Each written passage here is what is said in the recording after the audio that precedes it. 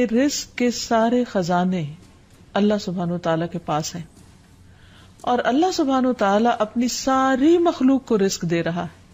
اور ہر طرح کا رزق دے رہا ہے، اور پھر بھی اس کے خزانوں میں کمی نہیں واقع ہوتی۔ ایک حدیث قدسی میں آتا ہے، اللہ تعالیٰ فرماتے ہیں کہ اے تمام جن و انس، اولین و آخرین، اگر تم سب کے سب ایک چٹیل میدان میں، کھلے میدان میں اکٹھے ہو جاؤ اور پھر سب اپنی حاجات مجھ سے مانگو، اپنی ضروریات مجھ سے طلب کرو، اور میں تم سب کو وہ عطا کروں جو تمہیں چاہیے، تو بھی میرے خزانوں میں اتنی کمی بھی واقع نہیں ہوتی جتنی سوئی کو سمندر میں ڈالنے سے واقع ہوتی ہے۔ جہاں تک رزق کا تعلق ہے تو اس سلسلے میں یہ یاد رہے کہ رزق کا تنگ کرنا اور کشادہ کرنا یہ صرف اللہ سبحانہ وتعالیٰ کے ہاتھ میں ہے۔ وہ جس کو چاہتا ہے زیادہ دیتا ہے، جس کو چاہتا ہے کم دیتا ہے۔ قرآن مجید میں اللہ تعالیٰ فرماتے ہیں واللہ یرزق من یشاء بغیر حساب، اللہ جس کو چاہتا ہے بے حساب رزق عطا کرتا ہے، اور پھر اگر وہ کسی کو زیادہ نہیں دیتا، اس پر رزق تنگ کر دیتا ہے، تو بھی اس میں اس کی اپنی حکمت اور مصلحت کار فرما ہوتی ہے۔ بعض لوگوں کو رزق کی زیادتی نقصان دیتی ہے، اور بعض لوگوں کو رزق کی کمی فتنے اور مشکل میں ڈال دیتی ہے کہ ان کے ایمان جانے کا خطرہ ہوتا ہے۔ اسی طرح بعض کو رزق کی کشادگی اللہ کی یاد سے غافل کر دیتی ہے۔ یعنی انسان مختلف مزاج کے ہوتے ہیں، تو اللہ تعالیٰ چونکہ بندوں پر مہربان ہے، وہ جانتا ہے کہ کس بندے کے ساتھ اسے کیسا معاملہ کرنا ہے، کسے زیادہ دینا ہے اور کسے کم دینا ہے۔ اس لیے ہمارے معاملے میں اللہ تعالیٰ کا جو بھی فیصلہ ہو اسے بخوشی قبول کر لینا چاہیے، اور اس کے ساتھ ساتھ اس سے اچھی امید رکھنی چاہیے۔ رزق کے سلسلے میں یہ بات بھی یاد رہے کہ اگر کبھی رزق میں تنگی ہو رہی ہو تو ہو سکتا ہے کہ اس تنگی پر صبر کرنے کی وجہ سے انسان کے اتنے درجات بلند ہو جائیں کہ بہت بڑی بڑی نیکیاں بھی اس کے مقابلے میں ہیچ ہوں۔ پھر اسی طرح بعض اوقات انسان کے لیے ناشکری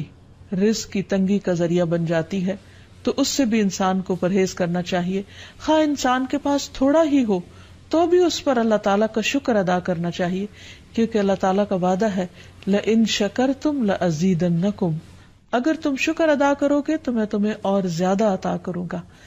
کیونکہ ہر انسان جس کے پاس جتنا بھی ہے وہ عموماً کمی کا رونا روتا رہتا ہے۔ اسی لیے ہمیں یہ سکھایا گیا ہے کہ رزق کے معاملے میں ہم یعنی دنیاوی معاملات میں اپنے سے نیچے والوں کو دیکھیں کہ ان کے پاس کیا ہے، تو انسان کے پاس جو کچھ بھی ہو انسان اس پر راضی ہو سکتا ہے، مطمئن ہو سکتا ہے، خوش ہو سکتا ہے، اور اللہ تعالیٰ کا شکر گزار ہو سکتا ہے۔ اور یہ ہمیشہ یاد رکھے کہ اصل میں الرزاق تو اللہ تعالیٰ ہی ہے۔ اس لیے جب بھی رزق کے معاملے میں کسی بھی قسم کی کوئی مشکل ہو، اونچ نیچ ہو، تو فوراً اللہ تعالیٰ کی طرف انسان رجوع کرے اور اللہ تعالیٰ سے خوب خوب دعائیں کرے، کیونکہ وہ دعاؤں کا سننے والا ہے۔ لیکن بات یہ ہے کہ انسان جب اللہ سے مانگے تو پورے یقین کے ساتھ مانگے، امید رکھ کے مانگے، اور کسی بھی قسم کی مایوسی کا شکار نہ ہو، کیونکہ دعا ان تمام چیزوں میں فائدہ دیتی ہے جو نازل ہو چکی ہیں، اور ان میں بھی فائدہ دیتی ہے جو نازل نہیں ہوئی، یعنی وہ تمام مشکلات جو انسان پہ پڑ چکی ہیں یا آئندہ آنے والی ہیں، ان دونوں کے سلسلے میں دعا کرنا انسان کو فائدہ دیتا ہے۔ لیکن یہ یاد رہے کہ دعا کی قبولیت کے لیے انسان اپنی طرف سے بھرپور کوشش کرے، اور اس میں ایک کوشش یہ کہ جب اللہ سے مانگے تو پہلے اللہ سبحانہ وتعالیٰ کی تعریف کے کلمات کہے، تسبیحات پڑھے، اور پھر اس کے ساتھ ساتھ درود شریف پڑھے، کیونکہ نبی صلی اللہ علیہ وسلم نے فرمایا کوئی شخص اس طرح دعا نہ کرے کہ اے اللہ اگر تو چاہے تو مجھے روزی دے، بلکہ پختگی کے ساتھ سوال کرے، پورے عزم کے ساتھ سوال کرے، کیونکہ اللہ جو چاہتا ہے کرتا ہے اور اس پر کوئی جبر کرنے والا نہیں ہے۔ اور جب بندہ اللہ سے رزق مانگتا ہے تو اللہ تعالیٰ اس کو عطا کرتا ہے۔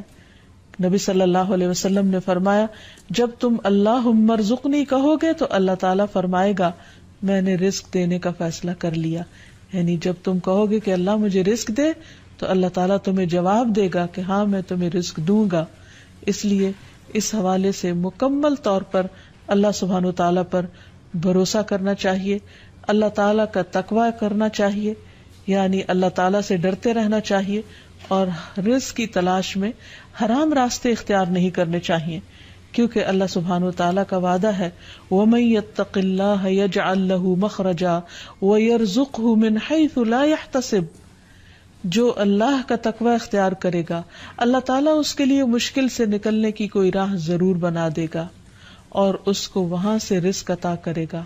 جہاں سے وہ سوچتا بھی نہیں ہوگا، یعنی اس کا وہم و گمان بھی نہیں ہوگا، اس کا خیال بھی نہیں ہوگا۔ اللہ تعالیٰ غیب سے ایسے اسباب پیدا کر دے گا جن کے بارے میں انسان نے کبھی سوچا نہ ہوگا، لیکن شرط یہ ہے کہ جب انسان کے اوپر آزمائش کا وقت ہو تو اس وقت وہ اللہ تعالیٰ سے حلال ہی کو طلب کرتا رہے اور پریشان ہو کر حرام راستے اختیار نہ کرے۔ اللہ تعالیٰ کا وعدہ ہے کہ اگر کوئی اللہ سے ڈرتا ہے، اللہ کی اطاعت کرتا ہے، اللہ کی نافرمانی سے بچتا ہے، تو پھر ایسی صورت میں اللہ تعالیٰ اس پر آزمائش کے ختم ہونے کے بعد آسمان و زمین سے برکتوں کے دروازے کھول دے گا۔ پھر یہ کہ انسان کو اللہ کی تقسیم پر راضی رہنا چاہیے، اگر اپنے سے زیادہ کسی کو ملا ہے تو اس پر حسد نہیں کرنا چاہیے، اور اگر اپنے سے کم کسی کے پاس ہے تو اس کے اوپر اس کو حقیر نہیں سمجھنا چاہیے، بلکہ انسان کی قدر کرنی چاہیے، اور ہمیشہ یہ سوچنا چاہیے کہ اس کو مجھ سے زیادہ دینے والے کو بھی دینے والا رب ہے، مجھے بھی میرے رب نے ہی دیا ہے، اور جس کے پاس کم ہے اس کا بھی مالک وہی ہے۔ اور یہ بھی انسان یاد رکھے کہ انسان جب حرام سے بچتا ہے، غلط راستوں سے بچتا ہے، اللہ تعالیٰ کی فرما برداری کرتا رہتا ہے، اس کا شکر ادا کرتا رہتا ہے، تو اللہ تعالیٰ اس کو حلال طریقوں سے بھی رزق عطا کرتا ہے۔ حدیث میں آتا ہے کہ رزق کی تلاش میں میانہ روی اختیار کرو، یعنی بہت ڈیسپریٹ نہ ہو جاؤ، اللہ تعالیٰ ضرور دروازہ کھولے گا۔ کہیں ایسا نہ ہو کہ رزق کا مؤخر ہونا یعنی ڈیلے ہونا تمہیں اس بات پر اکسا دے کہ تم اللہ تعالیٰ کی نافرمانیاں کرنے لگو، یعنی نافرمانی کے ذریعے اس کا رزق تلاش کرو۔ یاد رکھو جو کچھ اللہ تعالیٰ کے پاس ہے وہ اس کی اطاعت سے ہی حاصل کیا جا سکتا ہے، اور اس سلسلے میں خصوصی طور پر استغفار بہت کارآمد ہے کہ انسان اپنے گناہوں کی معافی مانگتے ہوئے اللہ تعالیٰ سے رزق کے لیے دعا کرے، پھر اسی طرح رشتہ داروں کے ساتھ اچھا سلوک کرے، کیونکہ نبی صلی اللہ علیہ وسلم نے خاص طور پر یہ بات فرمائی ہے کہ جو شخص یہ چاہتا ہے کہ اس کی عمر دراز ہو اور اس کے رزق میں وسعت ہو تو اسے چاہیے کہ وہ صلہ رحمی کرے، یعنی اپنے رشتہ داروں کے ساتھ اچھا سلوک کرے۔ پھر انسان ہمیشہ یہ یاد رکھے کہ مال دینے سے بڑھتا ہے، صدقہ خیرات مال میں اضافے کا ذریعہ بنتا ہے۔ پھر اسی طرح خرید و فروخت میں سچ بولنا مال میں برکت پیدا کر دیتا ہے، اور جھوٹ مال کی برکت کو اٹھا دیتا ہے۔ اور پھر خاص طور پر انسان رزق کے لیے دعائیں کرتا رہے، کیونکہ سارے خزانے تو اللہ کے پاس ہیں، وہ جب جس کو جتنا چاہے عطا کر سکتا ہے۔ اس کے لیے نبی صلی اللہ علیہ وسلم کی سکھائی ہوئی مسنون دعائیں بہت ہی بہترین ہیں۔ نبی صلی اللہ علیہ وسلم ہر روز صبح فجر کی نماز کے بعد یہ دعا پڑھتے تھے، اللہم انی اسألک علما نافعا ورزقا طیبا وعملا متقبلا، اے اللہ میں تجھ سے علم نافع، طیب رزق یعنی پاکیزہ رزق اور مقبول عمل کا سوال کرتا ہوں، یعنی ایسے عمل کی توفیق دے جو تیرے ہاں قبول ہو جائے، تجھے پسند آ جائے۔ اور اس کے ساتھ ساتھ انسان کو حرام سے بچنے کی دعا کرنی چاہیے۔ اس سلسلے میں آپ صلی اللہ علیہ وسلم نے جو دعا سکھائی وہ ہے اللہم اکفنی بحلالک عن حرامک واغننی بفضلک عمن سواک، اے اللہ اپنے حلال کے ذریعے حرام سے میری کفایت فرما، یعنی مجھے اتنا حلال دے کہ مجھے حرام کی ضرورت ہی نہ رہے، اور اپنی مہربانی سے مجھے اپنے علاوہ ہر ایک سے بے نیاز کر دے، یعنی مجھے انسانوں کا محتاج نہ کر، کسی اور کا محتاج نہ کر، صرف اپنے خزانوں سے عطا فرما۔ پھر اسی طرح خاص طور پر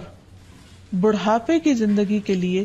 وسعت رزق کی دعا کرنی چاہیے، کیونکہ جب انسان بوڑھا ہو جاتا ہے تو اس کے اعضاء کمزور ہو جاتے ہیں، وہ اپنے لیے خود کچھ کمائی نہیں کر سکتا، وہ دوسروں پر ڈیپینڈنٹ ہو جاتا ہے، تو اس وقت وسیع رزق کی دعا سکھائی گئی۔ فرمایا اللہم اجعل اوسع رزقک علی عند کبر سنی وانقطاع عمری، اے اللہ جب میں بوڑھا ہو جاؤں اور میری عمر ختم ہونے لگے تو میرے رزق کو وسیع کر دے۔ اسی طرح اپنے لیے اور اپنی اولاد کے لیے وسیع رزق کی دعا کرنی چاہیے، جیسے ابراہیم علیہ السلام نے دعا کی تھی،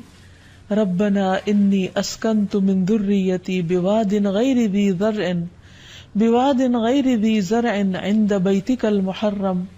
ربنا لیقیموا الصلاة فاجعل افئدة من الناس تهوی الیہم وارزقهم من الثمرات لعلهم یشکرون۔ اے ہمارے رب، بے شک میں نے اپنی کچھ اولاد کو اس وادی میں آباد کیا جو کسی کھیتی والی نہیں، تیری حرمت والے گھر کے پاس،